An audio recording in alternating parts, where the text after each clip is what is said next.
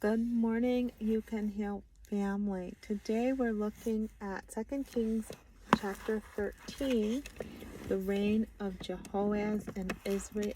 My name's Shena, and I'm glad you're listening, and let's see what the Lord has to say today.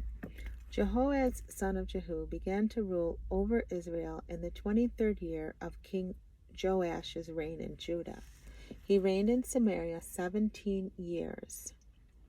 But he did what was evil in the Lord's sight. He followed the example of Jeroboam, son of Nebat, continuing the sins of idolatry that Jeroboam, son of Nebat, had led Israel to commit. So the Lord was very angry with Israel, and he allowed King Hazael of Aram and his son Benhadad to defeat them time after time.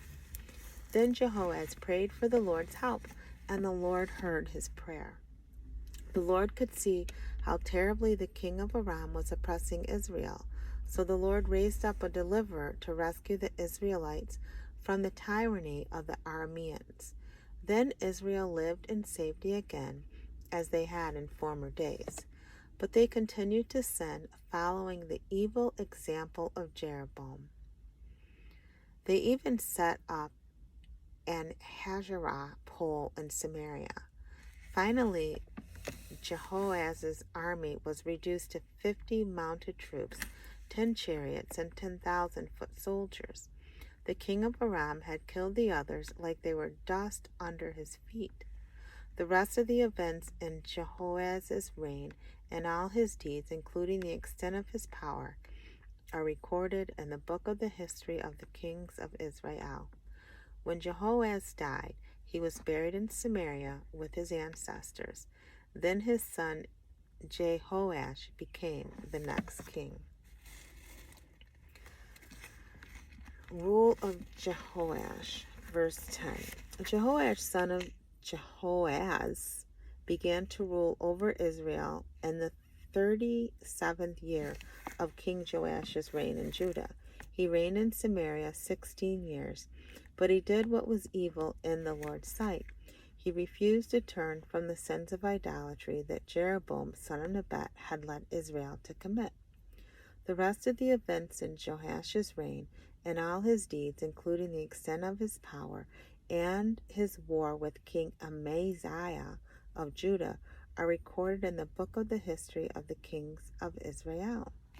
When Joash died, he was buried with his ancestors in Samaria. Then his son Jeroboam II became the next king. Prophecy of Israel's victory. Verse 14. When Elisha was in his last illness, King Jehoash of Israel visited him and wept over him. My father, the chariots and charioteers of Israel, he cried. Elisha told him, get a bow and some arrows, and the king did as he was told. Then Elisha told the king of Israel to put his hand on the bow, and Elisha laid his own hands on the king's hands. Then he commanded and opened the eastern window, and he opened it. Then he said, shoot. So he did. Then Elisha proclaimed, this is the Lord's arrow, full of victory over Aram, for you will completely conquer the Arameans at Aphek. Now pick up the other arrows and strike them against the ground. So the king picked them up and struck the ground 3 times. But the man of God was angry with him. You should have struck the ground 5 or 6 times, he exclaimed. Then you would have beaten Aram until they were entirely destroyed. Now you will be victorious only 3 times. Oh, I wonder why you didn't tell him to hit it more than 3 times. Oh, jeez. Okay, so the death of Elisha. Then Elisha died and was buried. Okay, that's the only thing in that whole section. Miracle of resurrection at Elisha's tomb. Groups of Moabite raiders used to invade the land each morning. Once, when some Israelites were burying a man, they spied a band of these raiders, so they hastily threw the body they were burying into the tomb of Elisha. Ooh. But as soon as the body touched Elisha's bones, the dead man revived and jumped to his feet. Oh, wow. It's listening to a song about this, the rattle song about the bones of Elijah and the man coming to life. That's so interesting to me. God can do anything. Israel's victory over Aram. King Hazael of Aram had oppressed Israel during the entire reign of King Jehoaz. But the Lord was gracious to the people of Israel, and they were not totally destroyed. He pitied them because of his covenant with Abraham, Isaac, and Jacob. And to this day, he still has not completely destroyed them or banished them from his presence. King Hazael of Aram died, and his son Ben-Hadad became the next king.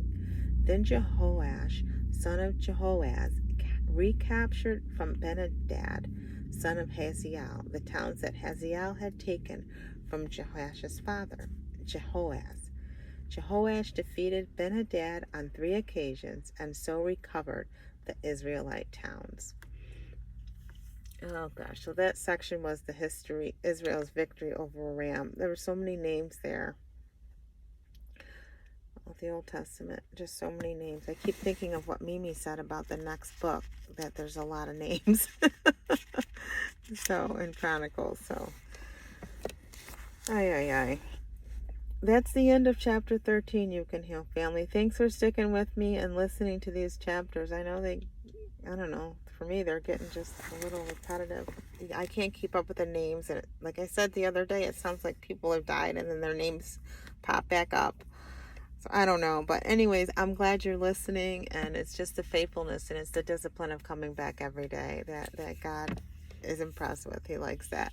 So I'll be back tomorrow reading 2 Kings chapter 14. Thanks for listening. Hit the like button and subscribe and hit the bell, right? Then you won't miss any readings.